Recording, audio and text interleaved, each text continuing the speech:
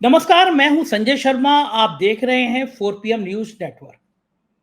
अपने अड़ोस पड़ोस में निकल जाइए, लोगों से बात करिए, अपने मोहल्ले में बात करिए, अपनी सोसाइटी में बात करिए। पूछिए कि क्या ईवीएम से चुनाव होना चाहिए। गरीब से पूछिए, गांव में पूछिए, ठेले वाले से पूछिए। मैं दावा कर सकता हूं 90 नहीं 100% लोग कहेंगे कि ईवीएम पे चुनाव नहीं होना चाहिए। बाबूजी, इसमें कुछ गड़बड़ है, मशीन से चुनाव नहीं होना चाहिए। जब पूरा देश ईवीएम पर सवाल खड़े कर रहा है, जब पूरा देश कह रहा है कि ईवीएम सेट है, पूरे देश से आवाज उठ रही है कि ईवीएम से चुनाव नहीं होना चाहिए, तो सरकार ईवीएम से चुनाव कराने पर तुली क्यों है? अब की बार 400 पार, और जब हकीकत में गुणा भाग करते हैं तो साहब 200 से आगे नहीं बढ़ते नजर आते हैं। तो क्या 200 और 400 के बीच का जो फासला है वो ईवीएम पूरा कराएगी? लेकिन साहब के ग्रह कुछ खराब है। साहब की जन्म पत्री में कुछ राहु शनि आ गया है, वरना चंद्रचूड़ साहब इलेक्टोरल बॉन्ड पे फैसला नहीं देते। और आज जो फैसला हुआ, सुप्रीम कोर्ट ने जो आज फैसला किया, तो नोटिस जारी किया, उसे साहेब की रीढ़ की हड्डी में कब कभी चढ़ा दिए। चुनाव आयोग पसीने पसीने है। समझ नहीं आ रहा कि अगर यह फैसला हो गया तो क्या होगा। एक बड़ा फैसला, एक बड़ा नोटिस सुप्रीम कोर्ट ने जारी किया है वीवीपैट को लेकर। एक बड़े होनहार मेहनती वकील हैं नरेंद्र जी। ईवीएम को लेकर, चुनाव की धांधलियों को लेकर मध्य प्रदेश के रीवा के रहने वाले हैं, सुप्रीम कोर्ट में लॉयर हैं और बहुत मजबूती के साथ संघर्ष करते हैं। और लोकतंत्र को बचाने के लिए जिन जिन लोगों की भागीदारी है, इस लोकतंत्र में जिन जिन की सहभागिता है, उनको ऐसा ही संघर्ष करना चाहिए जैसे नरेंद्र जी करते हैं। चुनाव आयोग को समझना चाहिए कि अब जब जनता जागरूक हो गई है, जब जनता समझने लगी है, तो गांधी जी के 3 बंदरों की तरह मुंह बंद करके, आंख बंद करके और कान बंद करके रहना नहीं चाहिए। क्योंकि जनता है, ये क्रांति भी लाती है, ये प्यार भी करती है, दुलार भी करती है, क्रांति भी लाती है। और इतिहास करवट बदल रहा है, इस देश में क्रांति की शुरुआत हो रही है, देश के लोग समझ रहे हैं। तो फिर चुनाव आयोग को समझना चाहिए। नरेंद्र मिश्रा जी ने एक रिट करी, सुप्रीम कोर्ट ने नोटिस जारी कर दिया वीवीपैट को लेकर। मैं ज्यादा नहीं बता रहा, आपको सीधे लेके चलता हूं नरेंद्र नाथ मिश्रा जी के पास। पूरी बातचीत सुनिएगा। आप और मैं जिस वातावरण में रह रहे हैं, जो खा रहे हैं, जो पी रहे हैं, जो चल रहे हैं, जो बोल रहे हैं, वो सब तय सरकार करती है। अगर आप उदासीन होंगे, आप जागरूकता खत्म करेंगे, तो यकीन मानिए आप और आपकी आने वाली पीढ़ियां परेशानी में रहेंगी। नरेंद्र जी की बात सुनिए, समझिए, सोचिए और अपने स्तर से कहिए ईवीएम नहीं चाहिए। चलते हैं नरेंद्र जी के पास और जानते हैं क्या क्या हुआ बड़ा फैसला सुप्रीम कोर्ट में, और सुप्रीम कोर्ट का यह फैसला कैसे अब भारत की तस्वीर बदल सकता है। चलते हैं नरेंद्र जी के पास। आपसे रिक्वेस्ट है, चैनल को ज्वाइन कीजिएगा, सब्सक्राइब करिएगा। चलिए, 4 PM न्यूज नेटवर्क में स्वागत है आपका। नरेंद्र जी, आप एक लंबी लड़ाई लड़ रहे थे, मैं आपको महीनों से ट्रेस कर रहा हूं, मध्य प्रदेश के चुनाव से देख रहा हूं आपको।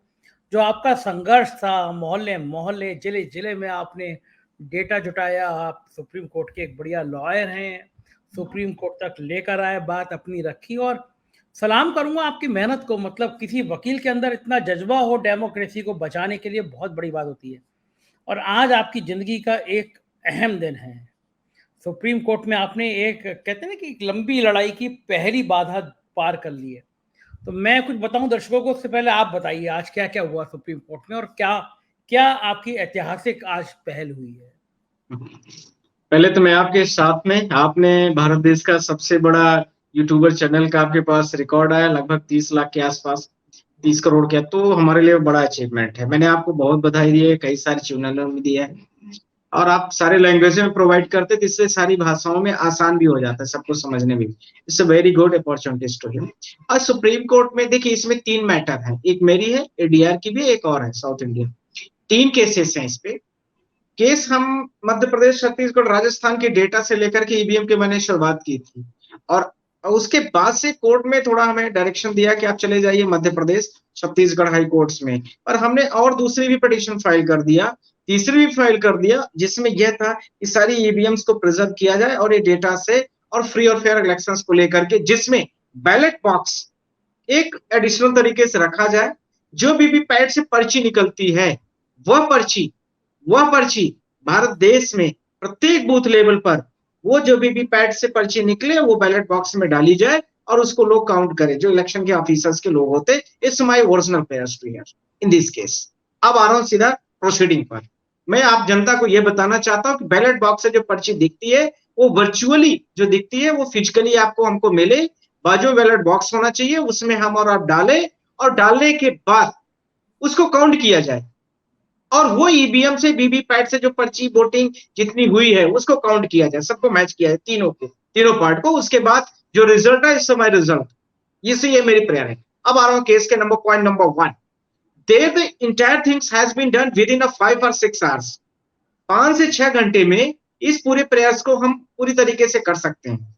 इनका सेक्शन 14.7 है इलेक्शन कमीशन का बैर एक्ट में, जिसमें यह स्पष्ट है कि रेंडमली हम 5 जो ईवीएम्स को कर सकते हैं क्रॉस वेरीफाइड, तो उसमें हम 10-15 मिनट का टाइम 20 मिनट का ज्यादा लगता है। एक पोलिंग में काउंट करने में लगभग मुझे लगता है 5-6 बजे तक पोलिंग का लगभग सिस्टम वोट कास्टिंग का खत्म हो जाता है। उसके बाद ले जाना, मशीन ले आना, ये सब होता है, तो उसमें ज्यादा टाइम नहीं चाहिए। इसका ग्राउंड नंबर 1 है। Point number 2 is a very relevant point to in this case. There are the 5,000 crore rupees, 5,000 crore rupees to be used for the purchasing the 24 lakhs VVPAT machines. 5,000 crore रुपए जो 24 lakh EVM मशीनें, ये VVPAT मशीनें खरीदी गई हैं, उनकी एक कॉस्ट आती है। इस कॉस्ट जो कि आम पब्लिक के, हमारे आप और भारत देश के कंसोलिडेट फंड, जिसको हम संचय निधि हिंदी में कहते हैं, हमारे यहाँ टैक्स पेयर के पैसे होते हैं और वो उससे कम कॉस्ट पर ये सब हम पैसे भी देते हैं वोट डालने के लिए, पर हमें यह राइट्स नहीं पता चलता है कि यह वोट जो मैंने दिया है इंश्योर नहीं कर पाता कि मेरी वोट किसको जा रही है। हम ही पैसा दे रहे हैं, हमारे ही पैसे से सामान आ रहा है, हमारी ही डिवाइस लगाई जा रही और हमें नहीं बताया जाएगा। Who take responsibility of this? तो भारत देश जीतना हारना एक अलग विषय, कौन सी पार्टी जीतेगी हारेगी, पर यह श्योर होना ज्यादा आवश्यक है कि हम जिसको वोट दे रहे हैं वो हम कॉन्फिडेंटल होकर के जाएं अपने घर कि हमने फला व्यक्ति को वोट दिया और वो व्यक्ति जीत गया है या हार गया है या उसको वोट पहुंच गई है, वो पर्ची दिखनी चाहिए। ये पॉइंट नंबर 2 है। पॉइंट नंबर 3, प्रेजेंटली 20,000 से वीवीपैट इज द वेरीफाइड। सिर्फ 20,000 के आसपास वीवीपैट जो है वो वेरीफाइड होते हैं। तो 100% क्यों नहीं हो सकते? जब हमारे ही पैसे सब कुछ होना है, तो 0.5% के आसपास अभी वीवीपैट जो है वो वेरीफाइड हो रही है। आप खुद देख सकते हैं ये 20 लाख इज मतलब 100%, तो 20,000 इज कितना हो गया? तो लगभग मतलब मोटा मोटा आपकी बात समझ में आ गई कि 1% के आसपास भी वीवीपैट की पर्चियां अभी भी वेरीफाइड नहीं होती हैं। 100% क्यों नहीं हो सकती? एक एक वोटर से रिस्पॉन्सिबिलिटी, एक एक वोटर्स की भी जो वोटिंग राइट्स है वो इक्वल है हमारे और आपके। जितना एक प्रधानमंत्री की वोटिंग का पावर है उतना एक आम नागरिक का भी वोटिंग का पावर होता है इलेक्शन के समय पर। इट्स वेरी, इसी के 4-5 और सब पॉइंट्स, पॉइंट नंबर 3 के point number A B C D ऐसे मैं बोलना चाहता हूं। As for the voter caste is mandate, article 19(1)(a) is so mandate for everybody's. It is the ensured to entire voters. It is ensured to election commission of India कि हम सबको free और fair elections conduct हो। हमारे और आपके power है ये कि हम और आप पूरे भारत देश के इलेक्शंस को इस तरीके से देखें कि हमने जिसको वोट दिया है उसको गया है कि नहीं, इंश्योर करना। ये आर्टिकल 19(1)(a) का ये पावर है इलेक्शंस के लिए आर्टिकल्स में। Point number 2, verified voters. हमने जिसको वोटर दिया, मान लीजिए मैंने भाजपा को दिया या कांग्रेस को दिया, XYZ फला को दिया, शर्मा जी को दिया, तो वो जो है वो वेरीफाइड होना चाहिए कि हमने दिया। इलेक्ट्रॉनिक डिवाइस कौन होती है हमारे वेरीफाइड करने वाली? हमें उस पर भरोसा नहीं है। हम किसी भी व्यक्ति, हम और आप कहीं भी जाते हैं तो हमारा आधार कार्ड दिखा जाता है, हमारा वोटर आईडी कार्ड दिखाया जाता है कि नहीं हम फला व्यक्ति हैं, हम नरेंद्र मिश्रा हैं, हम मध्य प्रदेश रिवर से बिलोंग करते हैं, वो दिखा, पर यह नहीं दिखता है उसमें। इलेक्शन की जो वोट की पर्ची होती है वो ये नहीं दिखती कि वह पर्ची जो निकल रही है जिसको मैंने दिया वो उसको वोट गई कि नहीं गई। Ground number 4 in this case. इसके बाद में है कि total votes to be equal which is likewise there, कि यदि ईवीएम में जितना वोट पड़ी वो इक्वल होनी चाहिए जितना वीवीपैट की पर्ची में दिखती है वर्चुअली, और उतना ही जो प्रिंट आउट होके निकले वो तीनों में इक्वलिटीज होनी चाहिए। वो इंश्योर आज तक इलेक्शन कमीशन ऑफ इंडिया नहीं करता है। पॉइंट इसी का पॉइंट नंबर 1।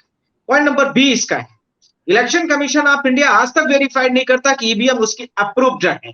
उससे approved by any world levels of the country. हमसे मांगता है, आपसे मांगता है, दुनिया से मांग लेता है और अपने आप से अप्रूव्ड करके नहीं दिखाता, बोलता बस है अप्रूव्ड है, अप्रूव्ड है, अप्रूव्ड है, मैंने मान लिया अप्रूव्ड है। और इलेक्शन कमीशन ऑफ इंडिया पर यह भी एक अगला क्वेश्चन था। इसके साथ में सेक्शंस, इसके सब सेक्शंस भी और बहुत सारे हैं, मैं बहुत विस्तार से इसमें बात करना नहीं चाहता हूं। इसके साथ में मैंने next point is to this case, ballot box to be insure. Ballot box जो होगा वो इंश्योर करेगा कि जितना पोलिंग में वोट पड़ी है बैलेट बॉक्स के हिसाब से फिजिकली वही मानी जानी चाहिए। ईवीएम में कुछ गड़बड़ियां हुई, like wise them north east के हमने बहुत सारे एग्जांपल दिए, मध्य प्रदेश, छत्तीसगढ़, राजस्थान के दिए। वोट पड़ती है 100 निकलती है 150, कहां से होते हैं, how can it possible? EVM में गड़बड़ी है या वीवीपैट में गड़बड़ी है या टोटल जो वहां पर काउंटिंग कराने वाले या जो टिक करते हैं रजिस्टर में, फला 1 नंबर में व्यक्ति आया, 2 नंबर में आया, 3 में, टोटल वोट जो रजिस्टर में काउंट की जाती है उसमें गड़बड़ी है। यह कहीं ना कहीं गड़बड़ डेटा देता है, तो वह जो फिजिकली वैलिड इंश्योर करेगा बॉक्स वो इंश्योर कर देगा। यह इसका पॉइंट नंबर 7 है। फिर इसके बाद काउंट जो होगा वो रिकॉर्ड जो आपका मैं ये कहना चाहता हूं रिपोर्ट कार्ड बनता है कि आप जीत गए, फला कैंडिडेट है आप जीत गए, वह जीतने का जो सर्टिफिकेट होगा वो फिजिकल बैलेट बॉक्स में जो टोटल वोट पड़ी है उसको काउंट करने के बाद इंश्योर किया जाए। वो श्योर करेगा कि आपका फिजिकली फला व्यक्ति जीता हुआ है। इसका पॉइंट नंबर 7 है। Point number 8, duration of the light long, जो लाइट इसका चुनाव के समय पर जो वीवीपैट में लाइट जलती ब्लिक करती है वो विद इन 7 सेकंड की होती है। Like wise them I am the blind man, आप भी मान लीजिए आपको कम दिखता है, किसी और को और थोड़ा कम दिखता है, मोतिया बिंदु रेटिना कुछ प्रॉब्लम है, अब वो 7 सेकंड में नहीं देख पाता है, आप 7 सेकंड में ही लाइट को ब्लिक करके बिल्कुल बंद कर देते हैं। इसका टाइम ड्यूरेशन बढ़ाने की आवश्यकता है। Point number 8। Point number 9, VVPAT की पर्ची paper cut his the votes and dropped into the drop box, यानी पेपर से जो मतलब वीवीपैट से जो पर्ची कटती है कई बार वो मोटा वो उसमें ग्लास लगा देते, पहले ट्रांसपेरेंट होता था 2019 के पहले, अब वो इतना जल्दी से गिर जाती है तो पता नहीं चलती है। तो वो जब तक बैलेट बॉक्स से मतलब उसमें वीवीपैट से वो पर्ची न निकल कर हमारे हाथ में ना आ जाए तब तक वो कट वाली जो मशीन है तब तक वो आगे नहीं बढ़नी चाहिए, ये भी इंश्योर्ड होना चाहिए। इन सारे चीजों के आधार पर ऑनरेबल जस्टिस गवई जो हमारे 3rd chief justice of India बनने वाले हैं, 2nd तो आप जानते ही हैं जस्टिस खन्ना साहब आएंगे, उन्होंने आज बिल्कुल नोटिस कर दिया। पर मैं आपसे आज हर्टली बोल रहा हूं, in same ground another court another bench already is dismiss this entire matters, और उसने सीधा बोला कि नहीं ये जो है तो इलेक्शन कमीशन को हैवी कॉस्ट पड़ेगी। ये मैं आपसे कहना चाहता हूं कि भारत देश के डेमोक्रेसी का बहुत बड़ा विषय है। ये 9-10 पॉइंट के आधार पर एक केस में आज इशू नोटिस हुआ है। और इसके साथ में मैं और भी बोलना चाहता हूं, आज मेरी नेक्स्ट पिटीशन आ रही है आपके माध्यम से, मैं इलेक्शन कमीशन ऑफ इंडिया को ही बोल रहा हूं, उन्होंने इलेक्शन से संबंधित ईवीएम से संबंधित कोई भी व्यक्ति यदि कुछ भी बात बोल रहा है तो वो उसमें एलो टैग लगा करके उसमें कुछ वायलेशन का कुछ लगा के भेज रहे हैं, इट्स इलीगल। ये मैं आपके माध्यम से पूरे चैनल को बोल रहा हूं, इलेक्शन कमीशन ऑफ इंडिया को भी बोल रहा हूं, आप इसमें सावधानी बरते और चुनाव के दौरान पर ईवीएम से जो गड़बड़ियां यदि ग्राउंड न होता था सुप्रीम कोर्ट नोटिस न करती, यह भी आवश्यक विषय है। तो भारत देश की जनता के बीच में एक एक व्यक्ति को हर चीज जानने का अधिकार है। यदि हम सारे लोग इन चीजों को नहीं रेज करेंगे तो कौन करेगा, क्योंकि भारत देश की हमें सारे लोग पीढ़ी है, हमें भारत देश को आपको सब कुछ चलाना है पूरे देश को। यदि कमियां हैं तो आप उसको एक्सेप्ट करिए और क्लियर करिए और सही करिए। इंडिया अलायंस का जो प्रेयर था उसको भी हम लोगों ने इसमें सबमिट किया था, जो फिजिकल बैलेट पेपर में काउंटिंग होनी चाहिए, जो ऑनरेबल मिस्टर राहुल गांधी ने कल रामलीला मैदान में भी इस चीज को बोला है कि यदि ईवीएम ना हो तो मुझे लगता है कि नेक्स्ट जो है बीजेपी को 180 सीट भी नहीं मिलेगी। तो जब इतने बड़े लेवल पर गड़बड़ियां हैं भारत देश की सबसे लार्जेस्ट पार्टी एलिगेशन कर रही है, भारत देश का इंडिया अलायंस सबसे बड़ा कर रहा है, लगभग 60% जो वोट रिप्रेजेंट करता है अपोजिशन वो कर रहा है, हम कर रहे हैं, आप कर रहे हैं, पूरा देश का नागरिक कर रहा है, सिर्फ और सिर्फ दो लोगों को छोड़ के, election commission of India and BJP, दो को छोड़ दिया जाए, पूरा भारत देश ईवीएम पर सवाल कर रहा है। तो हम आपके माध्यम से पूरे भारत देश को बोल रहे हैं, जब से ये ईवीएम का मैंने केस फाइल किया था, इतने लोगों के एसएमएस आए थे, इतने लोगों के फोन आए थे, मैं कोई रिप्लाई नहीं कर पा रहा था। मैं आज ग्लैड हूं आपने जो बोला कि हमारे देश के लिए बहुत बड़ा दिन का विषय है, भारत देश के लिए सबका गर्व का विषय है, और आप जैसे पत्रकारों के माध्यम से देश तक आवाज ये पहुंच रही है, ये हमारे लिए उससे भी बड़ा गर्व का विषय है कि ईवीएम वाले इश्यूज पर, और मैं आपसे इंश्योर कर रहा हूं कि जो चुनाव की वोटिंग होने वाली है उसके पहले हमारी पूरी 100% कोशिश होगी कि वीवीपैट की पर्ची फिजिकली काउंट करवाई जाए। ये आपके माध्यम से मैं श्योर कर रहा हूं। बहुत बढ़िया मेरी बात है। अंतिम लड़ाई इसकी है कि ये होना चाहिए, जीतना हारना मैं फिर बोल रहा हूं, कोई भी जीते हारे उससे हमें कोई फर्क नहीं पड़ता, जो अच्छा काम करेगा वो जीतेगा। ये बड़ी बात है। ये मैं हमारा ये अगला विषय होगा। प्लीज यही मैं सवाल आपसे करने जा रहा था नरेंद्र जी कि चूंकि चुनाव की प्रक्रिया शुरू हो गई, इलेक्शन कमीशन को कोई होश नहीं है। मैं तो हमेशा कहता हूँ, कहना नहीं चाहिए, संवैधानिक संस्था है, लेकिन गांधी जी के 3 बंदरों से भी बुरा हाल है। इन्हें कुछ दिखाई नहीं पड़ता, इन्हें कुछ सुनाई नहीं पड़ता, ये मुंह से कुछ बोल नहीं सकते। पिछले दिनों जो चुनाव आयोग में जो हुआ है वो सब पूरे देश ने देखा है कि किस तरह से एक चुनाव आयुक्त तो इस्तीफा देकर भाग खड़े हुए, आज तक वो पता नहीं चल पाया कारण क्या है। और जाहिर बात है कि लोकतंत्र को बचाने के लिए किसी भी देश में चुनाव जरूरी होता है, और चुनाव पर जब सवाल खड़े हो जाए तो पूरे लोकतंत्र पर सवाल खड़े हो जाते हैं। तो बधाई आपकी इस शुरुआत के लिए, लेकिन मेरा वही सवाल है कि क्या चुनाव प्रक्रिया जब शुरू हो गई है तो आपकी जो पहल आज सुप्रीम कोर्ट ने जो नोटिस जारी हुआ है, क्या ये इस चुनाव से चूंकि बहुत कम दिन बचे हैं, उससे पहले के वीवीपैट का ये मसला हल हो पाएगा? क्या इस चुनाव में ये लागू हो पाएगा, या नोटिस के बाद में जैसे सरकार बहाने ढूंढती है कि साहब आज वकील साहब नहीं है, आज डेट नहीं है। स्टेट बैंक के इलेक्टोरल बॉन्ड में हमने देखा था कि कितने कितने बहाने ढूंढे, चंचूर साहब इतने टाइट नहीं होते थे, वो तो जून तक ले जा रहे थे। तो क्या लगता है कि वीवीपैट पे जो आपने एक मेहनत की है और एक पहल की है, ये इस चुनाव में देखने को मिलेगा इसका रिजल्ट? रिजल्ट तो आप ही आज से ही दिखना शुरू हो गया होगा। इलेक्शन कमीशन को जवाब देना इतना आसान भी नहीं है। मैं बहुत सारे ग्राउंड पर बात नहीं करना चाहता हूं क्योंकि मैं विपक्ष का वकील हूं, तो प्रेजेंटेशन अभी देना ज्यादा ठीक नहीं है। पर मैं आपके माध्यम से पूरे देश की जनता का इंश्योर कर रहा हूं, आर्टिकल 19(1)(a) का वायलेशन नहीं होने देंगे। It's my guarantee and my honourable CGI and his entire companies guarantees. और आप जैसे मीडिया के जितने बड़े पत्रकार हैं, छोटे पत्रकार हैं, सबकी गारंटी है, सोशल मीडिया के लोगों की गारंटीज है कि भारत देश का जो हमारा कॉन्स्टिट्यूशन उसको श्योर और सिक्योर करें। Point number 1। Point number 2, article 326, 324, 324 में फ्री और फेयर इलेक्शन कंडक्ट कराना, इलेक्शन कमीशन ऑफ इंडिया की आर्टिकल 324 में 1B का एक कंप्लीट पार्ट है, उसको कराना मैंडेट है। ये नहीं करेगा, इसका भी मैं आपको जवाब देने वाला हूं।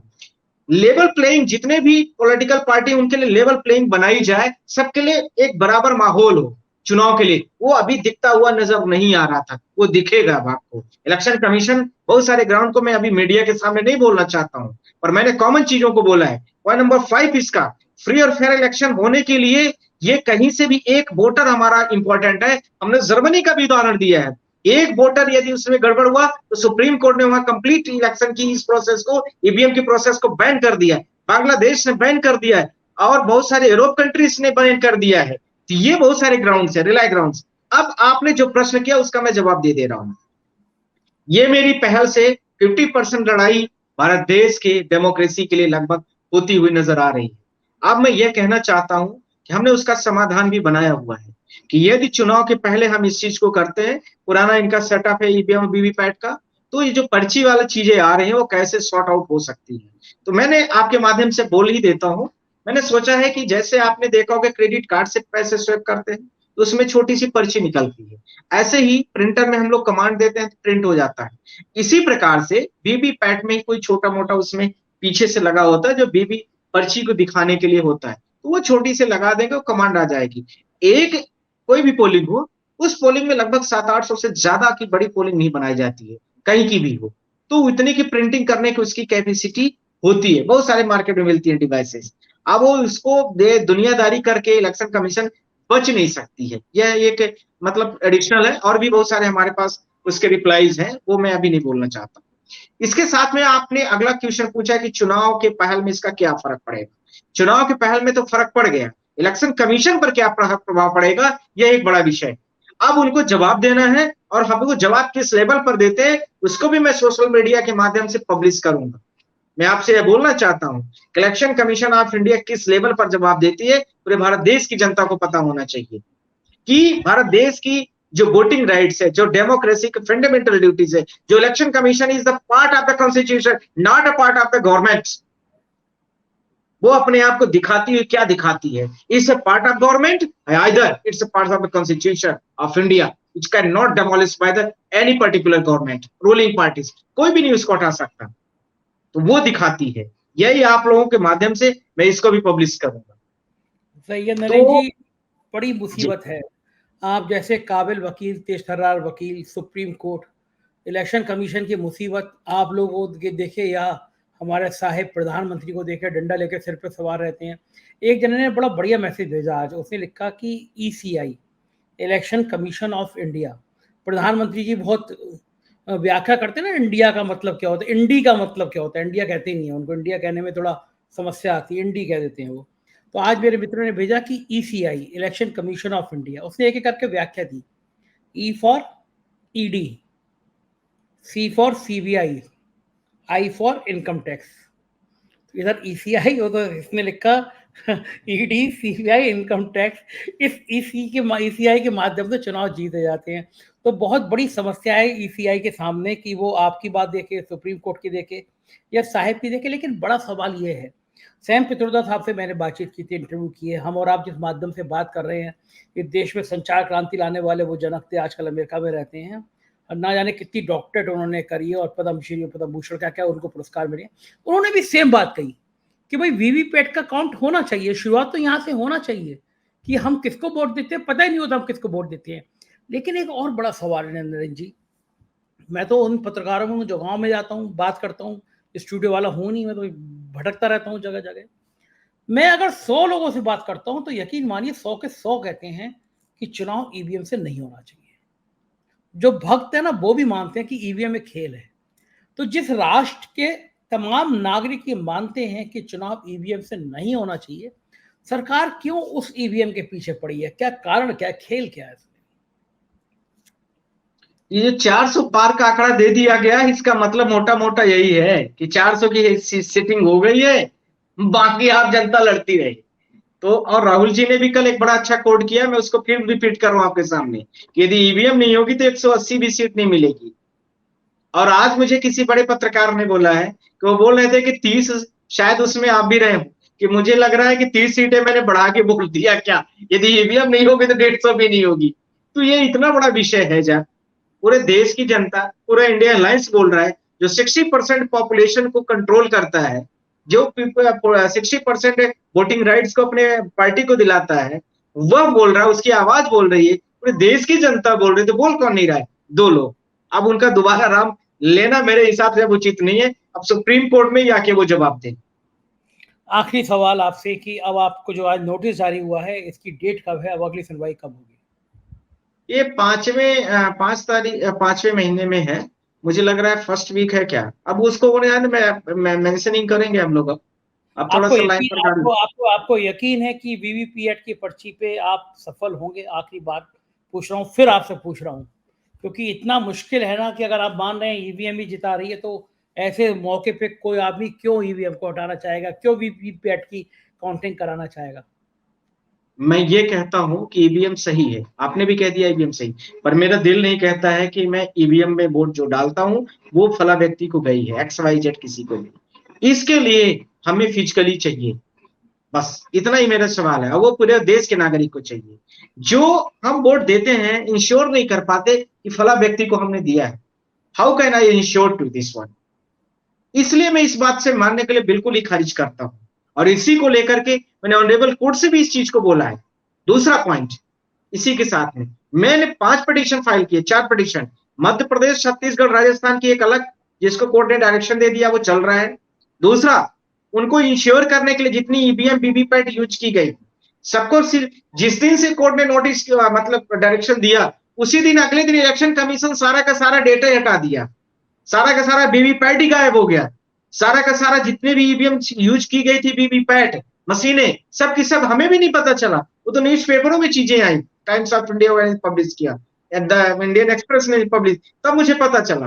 मैं बोला आप तो मेरा ले आओ, मैं कहां से उसको एविडेंस दिखाऊंगा सारी चीजों को लेकर के। वो मेरी दूसरी प्रेडिक्शन थी। तीसरी प्रेडिक्शन से 100% ये वेरीफाइड होनी चाहिए, ये तीसरी है। चौथी एक और है, मैं आपके माध्यम से बोलना चाहता हूं कि ये देश के डेमोक्रेसी का विषय है और ये आज अच्छा दिन है पूरे देश के लिए। और इससे भी बेहतरीन दिन और खूबसूरत दिन मेरे लिए वो होगा जिस दिन आप सबके लिए पर्ची हाथ में मिलेगी और उस पर्ची से पूरे देश का वोट डिसाइड होगा।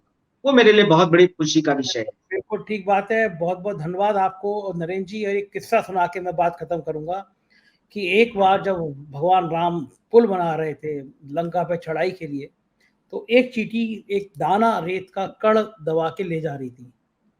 तो वहां जो सेना थी उसने देखा कि इतना विशाल पुल बन रहा है और ये चींटी जो है वो एक कण दबा के ले जा रही है। तो वहाँ एक भालू था, उसने मजाक उड़ाया कि चींटी इतना बड़ा विशाल का है, पुल बन रहा है और तुम एक दाना ले जा रही हो, तुम क्या सोचो तुम्हारे इस कण से पुल बन जाएगा? तो चींटी ने जो जवाब दिया ना, वो दिल से आभार व्यक्त करने वाला है, दिल से खुशी लाने वाला है। उसने कहा कि पुल बने ना बने, देखिए जब इतिहास लिखा जाएगा तो ये लिखा जाएगा कि इस पुल के बनाने वालों में एक मैं भी शामिल थी। तो नरेश जी, जो आप काम कर रहे हैं इस दौर में जब लोगों की रीढ़ की हड्डी खत्म हो गई है, लोगों का विश्वास डग गया है, इस लोकतंत्र को बचाने के लिए आप जैसे बहादुर अधिवक्ताओं की जो पहल है, उस चींटी की पहल है कि जो इतिहास लिखा जाएगा उस समय आपका नाम जरूर लिखा जाएगा। बहुत बहुत शुक्रिया हमसे बातचीत करने के लिए, थैंक यू। सुना आपने, अगर वीवीपैट की काउंटिंग होने लगे, अभी की तरह नहीं कि ईवीएम में वोट पड़े 100 निकल रहे हैं 150, वोट पड़े 150 निकल रहे हैं 100, कहां किसका बटन दब गया पता नहीं। अगर वीवीपैट से और वोटिंग का मिलान हो गया तो शायद चुनाव में बहुत ज्यादा पारदर्शिता आएगी। मुझे लगता है, मुझे यकीन है इस नौजवान अधिवक्ता के बातों से कि यह फैसला होगा जरूर। कैसी लगी बातचीत बताइएगा जरूर, मुझे आपकी राय का इंतजार रहेगा। शुक्रिया, थैंक यू।